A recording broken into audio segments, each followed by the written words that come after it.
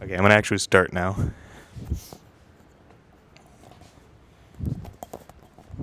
What's up, all you Wargoites in the internet sphere? Who's ready for a new episode of What's Up With That with Wargo? The show where I slowly just turn to me ranting about comic book stuff because they're easy topics while I write my 30-minute Vsauce video about the history of memes. That's coming. Season finale, maybe. Who knows? Maybe mid-season finale. No one knows because I sure as heck don't know what I'm doing on this segment. I'm just rolling with it. This time we're talking about a certain author. He's a good comic book author, and much like, we got some great comic book authors. Like we got over here, of course, we got Alan Moore, but he's crazy. Over here, we have Jonathan Hickman, possibly crazy. And then up here, kind of here-ish, is the guy we're talking about, Grant Morrison. Also, crazy. Wild stuff. I think there's a trend there. If I've learned anything from my psych course, it's correlation, not causation. Fun fact, you can't find out if it's causation. There might be a third variable. Fun fact. So yeah, let's dive into this. This is just disaster this is gonna be. I'm like an empty bottle, drained of everything left in my mind. Checking out life on the dark side, riding down the road till the end of time. I'm like an empty bottle, drained of everything left in my mind. Checking out life on the dark side, riding down the road till the end of time.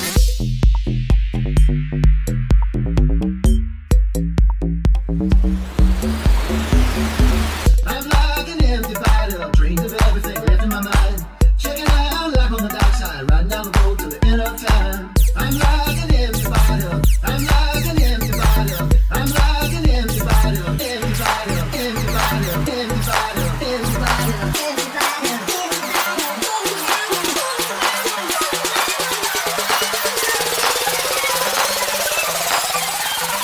Empty bottle. I'm like an empty bottle.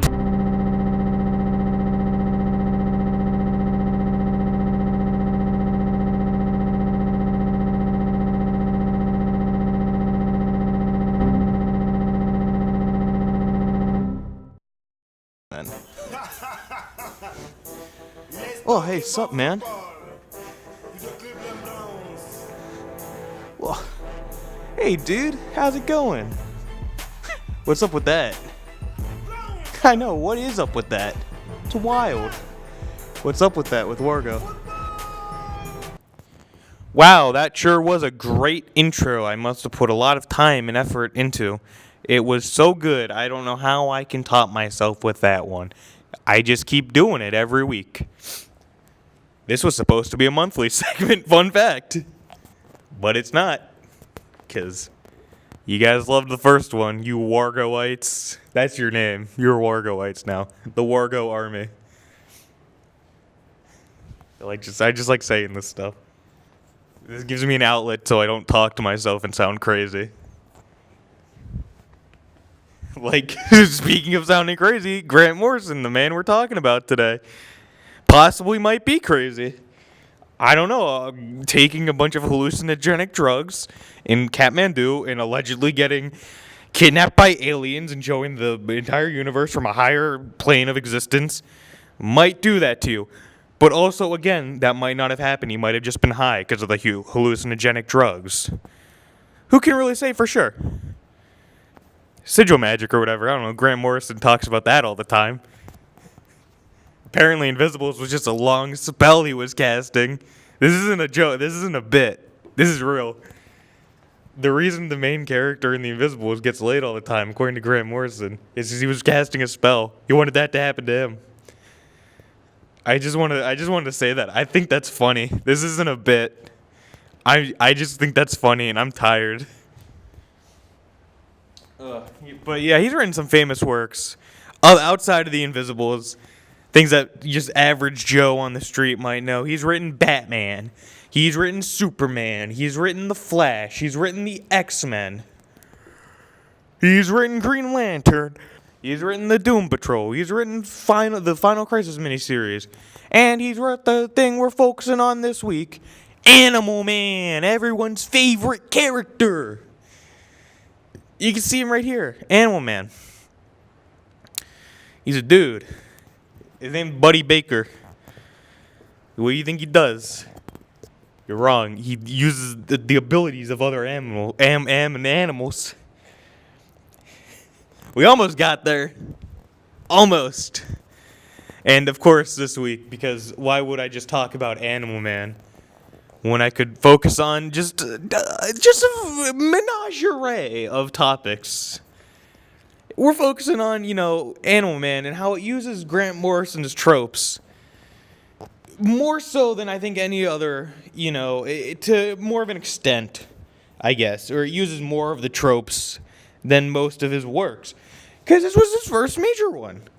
Fun fact. He started his comic career writing for 2000 AD. I forget the exact title he was writing for 2000 AD.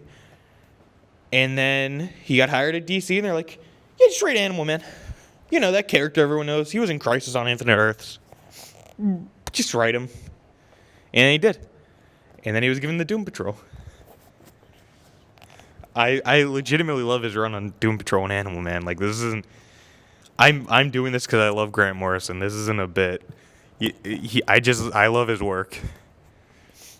So his tropes, of course, as some of you Morrisonites might know, he loves Silver Age characters. He loves writing them. Again, look at his Doom Patrol run. Look at his Animal Man run. Heck, look at his Batman run, where he's just like, yeah, Batman of Zarana, he's actually canon.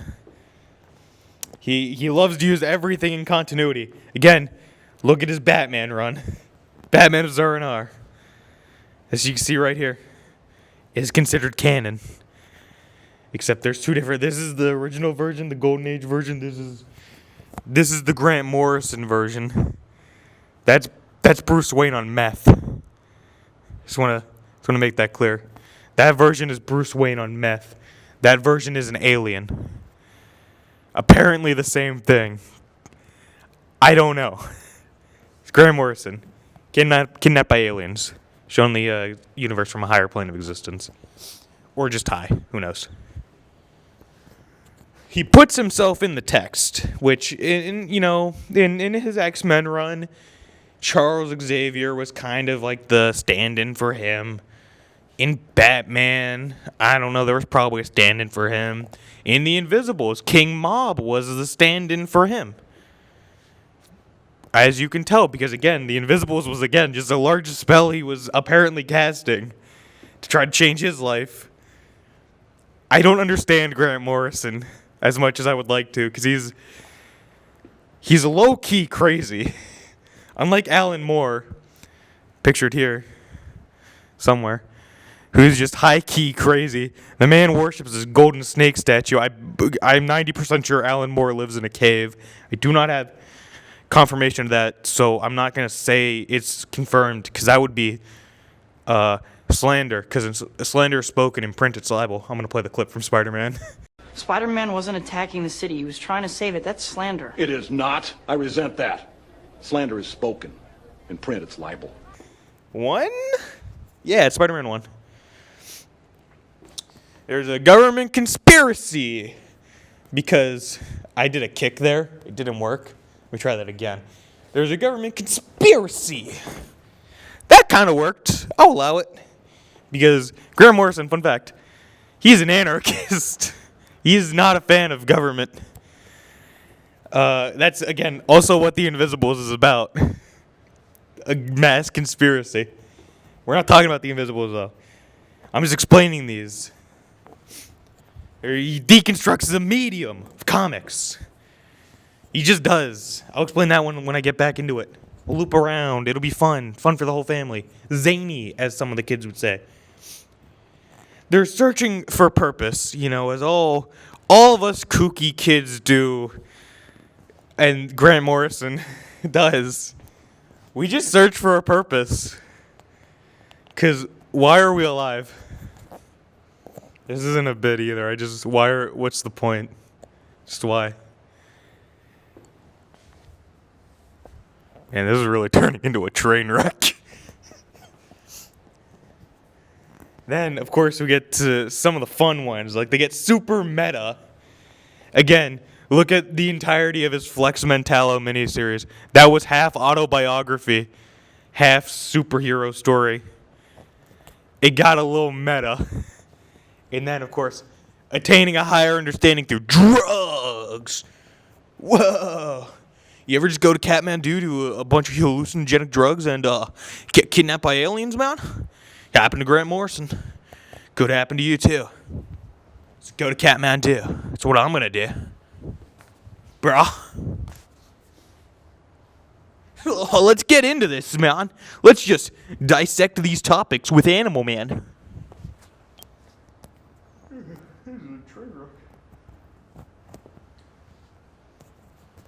So, of course, some of these tropes, they're not all evident from issue 1. They do take a while to set in. I hate to say it. You hate to say it. But they do. It's just the way that, good authors work. You don't just hit everything. I can't say what I was going to say. I might actually be able to, but I don't know if I'm allowed to, so I'm not going to say it. But yeah, let's dive into this. So, of course, the first trope, we know right off the bat that this is the trope is there. And that's Silver Age characters, because listen here, bud. Animal Man, that bucko was a Silver Age character, okay? Man, who knew Animal Man, unless you were alive, in 1965 and you bought Strange Adventures 180, which was his debut issue, fun fact. You didn't know Animal Man. Don't lie to me. And then, of course, he was also in Crisis on Infinite Earths. But still, even at that point, no one was like, oh, Animal Man, my favorite character, he's here. Whoa, Animal Man. No one was like that. No one cares about Animal Man. Until, of course, my man, Grant Morrison wrote him, and everyone's like, yo, this guy's pretty cool. Hey, I like this guy. I want more of him. And I didn't read the runs after Grant Morrison just because they weren't written by Grant Morrison. I did read the 52 one, though. Did read that. And then, of course, everything is in continuity. Because Grant Morrison loves doing that stuff. Again, I refer to the Batman of Zur-En-Ah comparison I made earlier. Where that's an alien, and that's Bruce Wayne on meth. But apparently the same thing. I don't know. Batmite was there in that one. Bruce Wayne is just a wild guy when you give him methamphetamine. Hook him up with some Walter White, you know what I'm saying? I've been watching Breaking Bad a lot recently because of El Camino coming out soon. So yeah, thinking about Breaking Bad a lot. But that's not the topic of this episode. Maybe next episode I'll do a Breaking Bad episode. It's timely. So this one, is everything in continuity? Not entirely obvious, of course. Animal Man's continuity is just kind of kooky. It's just kind of kooky. You see, back before Grant Morrison wrote it, Buddy Baker was an older man without kids. Because he was sterile because of the alien radiation that gave him his powers. And Grant Morrison writes him, he is like 20, 22 maybe, and has kids. So yeah, there's a bit of a difference between the previous continuity, pre-crisis, and post-crisis. Which, yeah, to be fair, Crisis is no longer a multiverse, so but yeah, it's like whatever. But he gets into that. Don't worry. If you thought Grant Morrison would forget, no, Morrison never forgets. The aliens made sure of that. It turns out one time the 30-year-old self powers stopped working, so the aliens took him, rebooted his whole reality, and remade him. They remade him better, faster, and stronger. I don't know if that's true, actually. It's been about 2 months since I've read this, so I don't remember the exact wording. I remember morphogenic fields, which is how he gets his powers. But yeah, this is kind of explained in issue 19, which you remember that number. Because you bet your bottom dollar, we're coming back to that issue later. That fits another trope. I had my list written down on my phone, cause I didn't want to use a teleprompter, because I'm the only one here at 2 a.m. Because I'm dumb. Of course, the next one, we got the author in the text, and also kind of a Deus Ex Machina, which he uses a lot, but to be fair, a lot of things use Deus Ex Machina, so I don't like to count that as a trope. But in terms of Animal Man, I'm gonna, because I want to talk about Animal Man. This is my show, not yours. To be honest. So towards the end of his run, he's kind of in it, like it's in there more. But his first full appearance, issue 25 of his 26-issue run, Grant Morrison himself just is in the comic. He writes Buddy Baker out of the comic universe into our universe, but not actually our universe. It's our universe within the comic universe. I don't fully understand, because it's not Earth 33, which is supposed to be our universe in the DC multiverse. Okay. Right here, you can see the map. The DC multiverse map. Earth 33 is about like here-ish.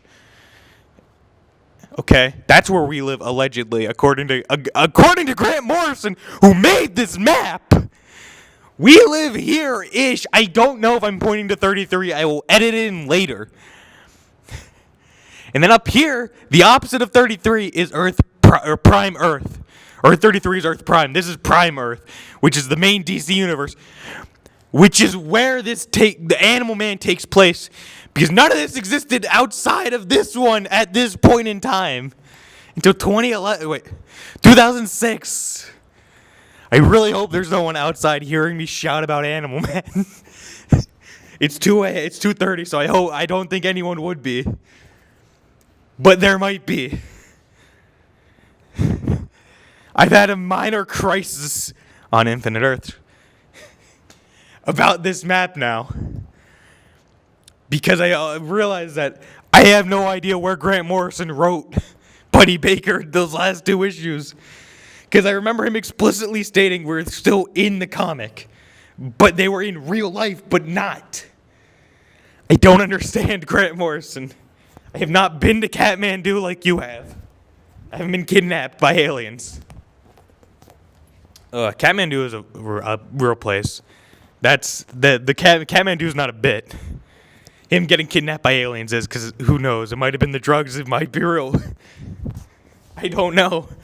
I really don't. Sigil magic. Yeah. I had to kick my cord out of the way. It was in the way. Let's get back on topic now, why don't we? And it also kind of acts as a Deus Ex Machina. Because, well, first off, he explained... See, this ties also into the deconstruction of the medium, kind of.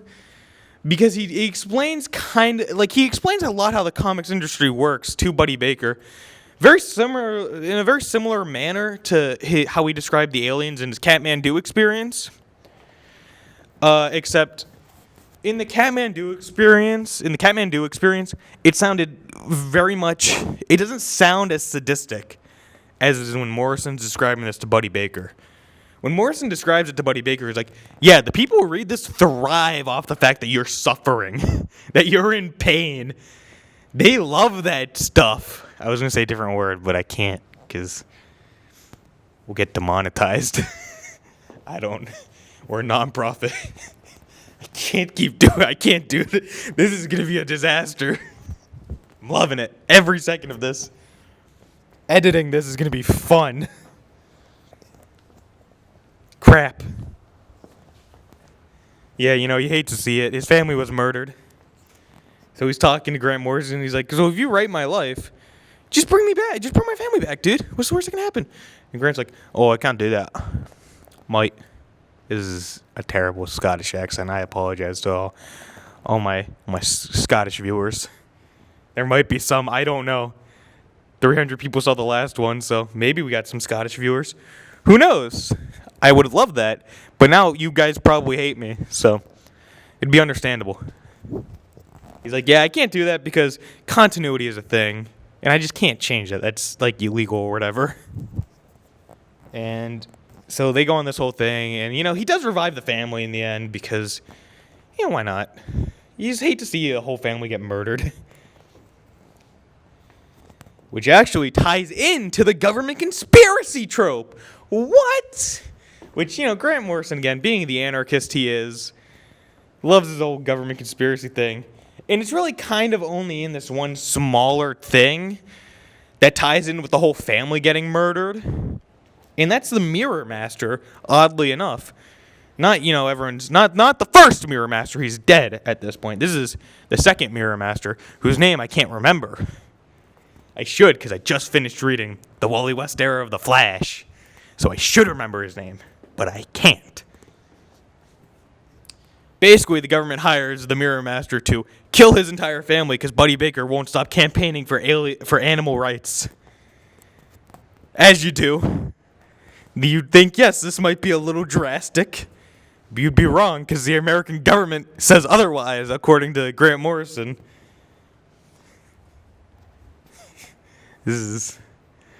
I can't wait till I post this and get in trouble.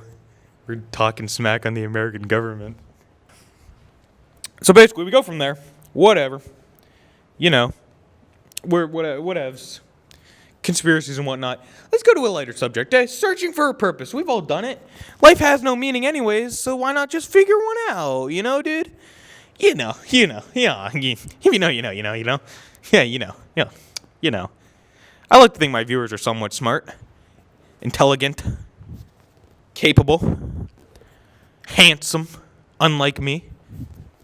Because I'm ugly, and I know this. That's the bit. That's, basically, beginning of the run, Buddy Baker, just fresh off the Crisis on Infinite Earths. He's like, I kind of want to be a superhero again. That was pretty fun, you know what I'm saying? That was pretty fun. He's like, this superhero stuff could be pretty fun. I want to go back to doing that. Why am I stuntman? I want to be a superhero. Like I was before.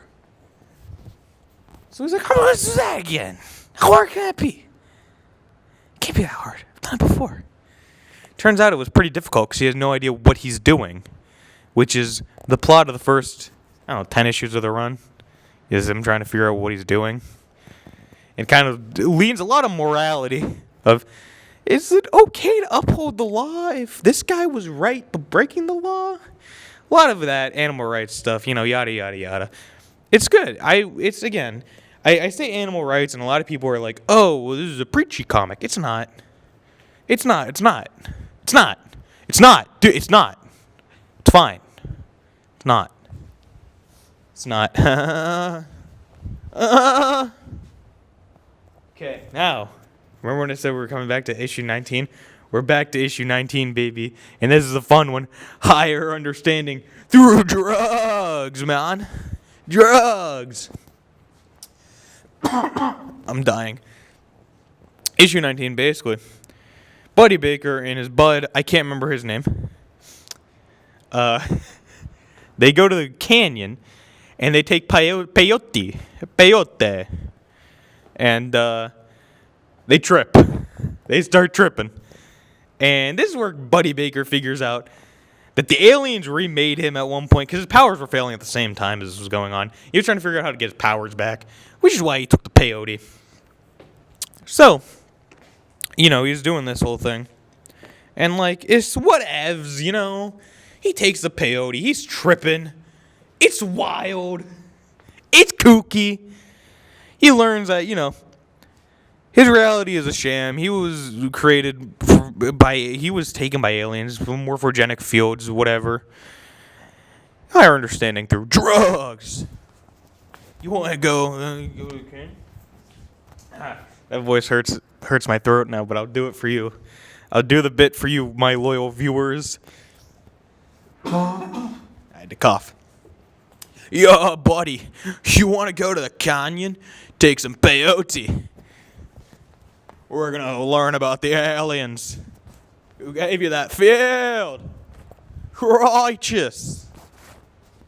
That was a bit. You're welcome. I'm going to put a picture of Isaiah back there because it's going to be a really dumb joke. Of course, the last one is it gets super meta, which I think I can really only explain through the, sorry, I had set my phone down. I really only explain just by the entire issue of the Coyote Gospel. I'm going to re-say that so you know what I was saying. Through the issue, the 5th issue of the series, issue 5, Golden Rings. No, it's just joking. Issue 5 of the series, pictured here somewhere here. I'll edit again. I'm editing this in later, so I have no idea where it is right now. This is a green screen. In case you didn't know, this is a little behind the scenes for you. I have a green screen here. I'm the only segment that uses it because I'm the only one that wants to have fun. Try to make it just aggressive with the other segments now. No longer will I be passive aggressive. I know I'm better than them, so I'm just aggressive now. I was gonna reread this issue before shooting this. And I got hit by a stroke of genius at 2 a.m. and I figured, why not film it now and figure the rest out later? So yeah, I don't have the exact details on what I'm gonna say for this. I remember it was meta. Something about, I think, I remember correctly. The whole point of it was deconstructing the entire kind of cartoonish genre of like Looney Tunes stuff, while tying that into the comic book genre of like just the sadistic nature of a lot of the things that we take as entertainment. How we kind of we find enjoyment through it's weird. It's all, folks. It takes a look at how we take, as a culture, we take enjoyment kind of out of the suffering of others through our entertainment, which sounds terrible. It does, because it probably is. But it's because I think of the suspension of disbelief, where we know it's not real. Somewhere in our minds, we're like, oh, this is fine. These aren't real people, so they're not actually suffering. And again, it's kind of an eye-opener of like, you think about it, you're like, yeah, we really do take enjoyment out of the suffering of others, huh? Who knew? Who knew humans were just garbage? I sure didn't. Till I read Animal Man, now I'm like, yeah, humans suck. Just get rid of them all. We need a new plague. That's where I'm going to put in the clip of from The Office, where Dwight's like, hey, there's too many of us. We need a new plague.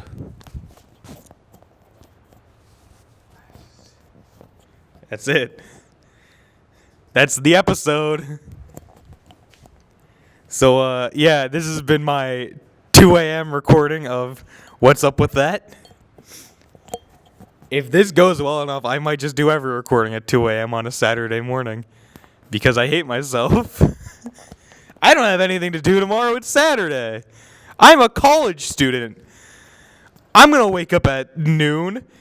Attempt to study for an exam on Monday. Not study for an exam on Monday. Edit this. Realize I should have studied for the exam. This is my life.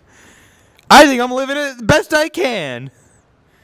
Sure, I might have crippling depression and anxiety, but who doesn't in 2019? Am I right? Oh, you know. You Wargoites know. It's got real fast. So yeah, have a good night. I'll see you guys next time. Later, skaters. I miss you.